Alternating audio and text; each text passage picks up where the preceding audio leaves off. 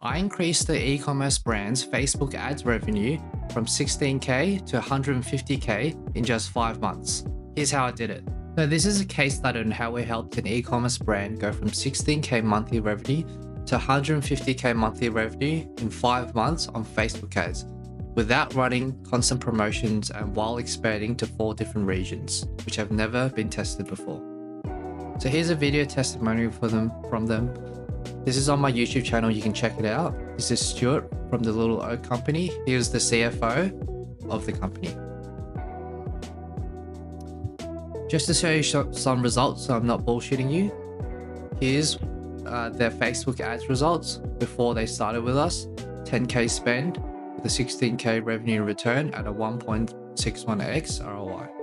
And 5 months later, we're spending 27K in ad spend with 148K in revenue with a 5.46x ROI. So just some context about me. I'm the CEO and co-founder of Digital J, and we specialize in scaling e-commerce brands for over 5 years through our 4-phased creative testing method. Here's the ad strategy we use to scale this e-commerce brand. You cannot create demand for a product out of thin air. You don't decide if people buy your product, the market does. If 2 e-commerce brands run ads to the same audience, but one pushes their best sellers, which have already proven to have more demand, they will win. So we focused on the best sellers on both Meta and Google, and this is ultimately what caused the big uplift in monthly revenue.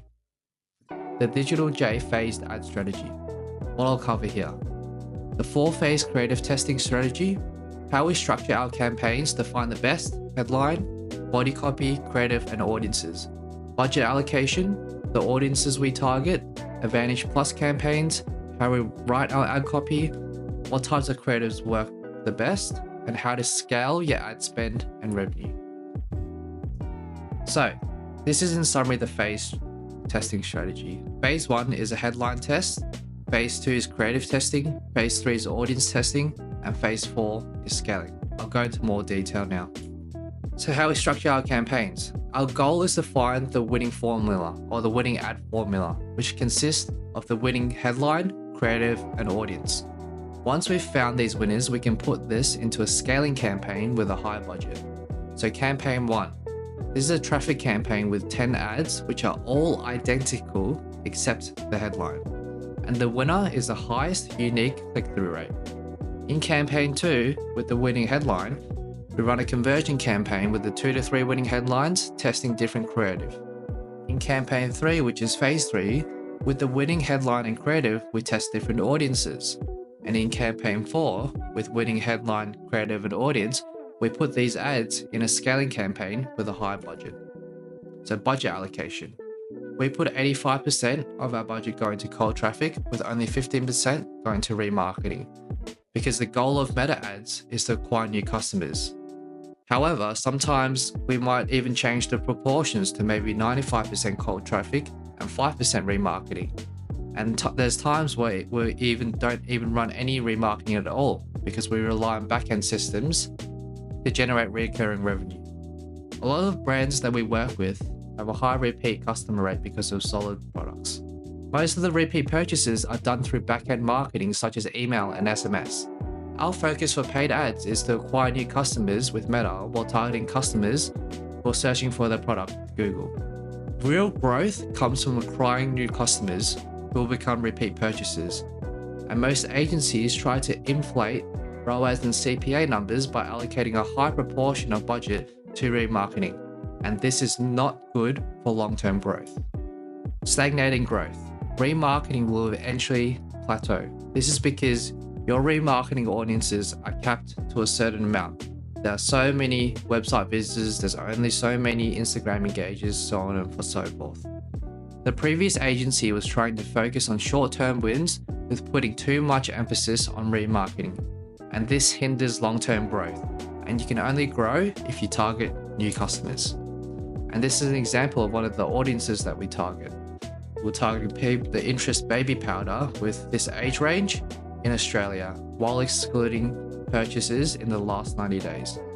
So some of the other audiences that we like to test. We like to test broad targeting, interests, lookalike of purchases, Instagram engagers, and Facebook engages. And all of this excludes middle funnel and bottom of funnel traffic. For example, website visitors, social engagers, and add to carts. We also like to target audiences with a size of 10 mil plus for scale, using the 7-day click and 1-day view attribution. The reason why we exclude middle funnel and bottom funnel traffic is we only want to be targeting people who have never heard of the brand before. Advantage Plus shopping campaigns. So we like to put all winning ads and products into this campaign. And since this campaign is still a black box in terms of how it works, we don't rely on it too much due to lack of control in terms of audiences. However, we do sometimes use this campaign to scale as we're seeing quite good results from it. So how we write our ad copy. Headlines.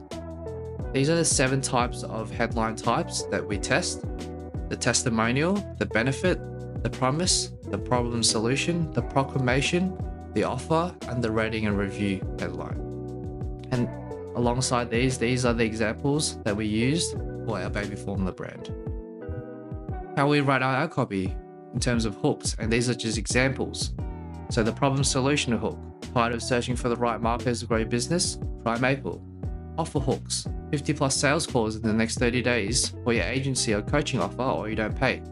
Promise hooks: these are the best immune boosting mushrooms, a difference you can feel. Creative types. So the best winning creative type that we used to scale this brand was the power image. So this includes a compelling headline and or offer, a message that targets a pain point, common objection, benefit, or result. So if you look here, this was one of our best winning ads here, and you can see the text overlay. It says made with healthy flaxseed oil, naturally A2, low levels of lactose. So this is basically outlining the benefits of the product. And why this worked: it forces you to communicate the offer or value prop quickly without having to watch a whole video. It's all there in front of you in a static image. And it's simple, and it showcases the offer for high intent. Another creative type that we used was the UGC demo. So this includes a compelling hook, a story consisting of a testimonial or proof, how the product works, benefits, offer with a call to action. And why this works so well is it doesn't trigger ad resistance. It doesn't look like an ad, and it looks native. It shows the result of why it works, of why I'm buying, and proof that it works. And it overcomes objections through demonstration of the product. This is a very important part of scaling Facebook ads. So you need to have kill points for your ads. So in phase 1, if unique CTR is greater than 5%, then it's a winner. If at any point the unique CTR is less than 5%, you have to turn off the ad. In phase 2, if the ad set hits 1 times cost per acquisition, or your target cost per acquisition, without a sale, you have to kill the ad. 10 purchases at the target CPA, then it's a winner. We then duplicate this ad into a phase 4 scaling campaign. In phase 3, it's the same as phase 2, using the 1 to 3 winning ads in phase 2. So if an ad hits a 1-time CPA without a sale, then you kill the ad. But if there are 10 purchases at the target CPA, it's a winner. You can also use this with rules inside meta ads. So what pages to drive traffic to? Best-selling product pages and best-selling collection pages. So for brands with products with more than 20 SKUs, our experience suggests the best performing pages are typically the bestseller pages because we follow the principle of demand and supply. We want to be pushing traffic towards these high demand products. And ultimately, we do not want to waste any spend at all. And here's an example of one of the collection pages that we targeted. Scaling, and this is where the money is made. You can only scale when you found the winning ad formula, consisting of the winning headlines, creatives, and audiences.